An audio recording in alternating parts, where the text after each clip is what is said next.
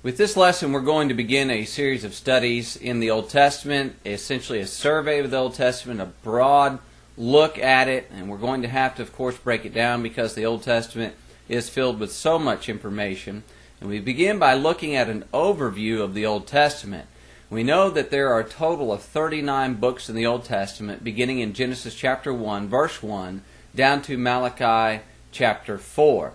We understand that it covers a time period of about 3,600 years, beginning in about 4,000 BC. Now, how do we get this 4,000 BC? If you take from us back to Jesus Christ, that's about 2,000 years. From Jesus Christ back to Abraham is 2,000 years. Now, that's true when you look at the Bible and count up the chronology of the Bible, but that's also acknowledged by historians and by people who are in the secular world. So there's no real dispute or argument about that time frame. So 2,000 from us to Jesus, from Jesus to Abraham about 2,000, then from Abraham back to Adam is about 2,000 years as well. Now, the Bible would verify all these things and the chronologies, and you add up the dates and things like that. That's what you come out with. So 2,000 from us to Jesus, Jesus to Abraham about 2,000, Abraham back to Adam about 2,000. That's where we get 4,000 BC. Now, it ends around 400 BC. That is the 5th century, early 5th century BC, Malachi dating down to around the 430s BC or so. And you could give or take a little bit of time on all of these, a decade or two, a century or two. But this is essentially, biblically, what we're talking about for the time period of the Old Testament. Something else we want to look at is the 5 general categories that we can break the Old Testament down into. First of all, we have the law from Genesis to Deuteronomy. Then we have history from Joshua to Esther.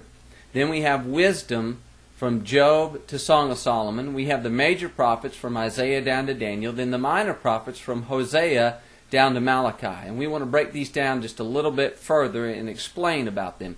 First, you have the law, of course, Genesis to Deuteronomy. This is the law of Moses. Now, it's not that Genesis is part of the law of Moses, but that's the way that it's grouped. The Jews took the Old Testament, they did not break it down chronologically, they broke it down by subject, and that's how they compiled it and put it together, and so we have law, and it's lumped together as law, Genesis to Deuteronomy. We have history, the history of the Jewish nation, the people of God taking them into the land of Canaan, of either their faithfulness or their unfaithfulness in that land, and continued unfaithfulness and rebellion to God, and so God took them off into captivity, and then it tells us about them being restored and brought back into the land of Israel. So you have the history of the Jewish people. Then you have the wisdom literature from Job to Song of Solomon.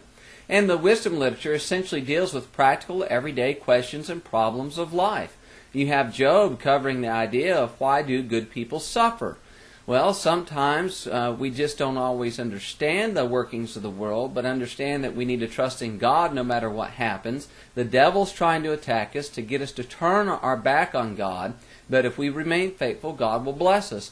You have the Psalms, and David essentially in there, and there are others as well who wrote Psalms, but expressing their fear, anxiety, praise, trust, love, guilt, shame before God, and their dealings with God and with fellow man before God. You have Proverbs talking about practical everyday insights of daily life, of the way to live and the way that will lead you to a happy life and what wisdom is in this world, fearing God.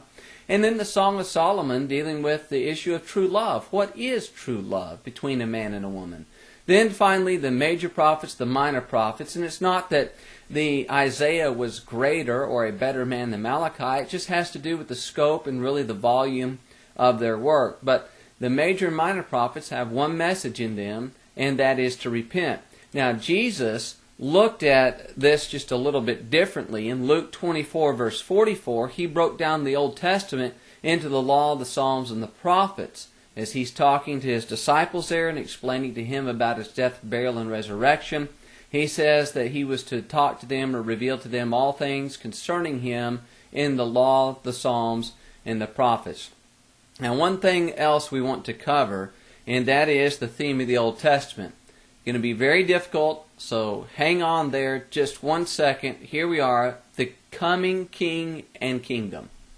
That's the theme of the Old Testament. You could break that down into many different things. You could look at different aspects of it, but that's essentially what the Old Testament is all about. The coming of the king and his kingdom. Well, that completes our first video and first lesson on the Old Testament survey, just looking at a broad overview.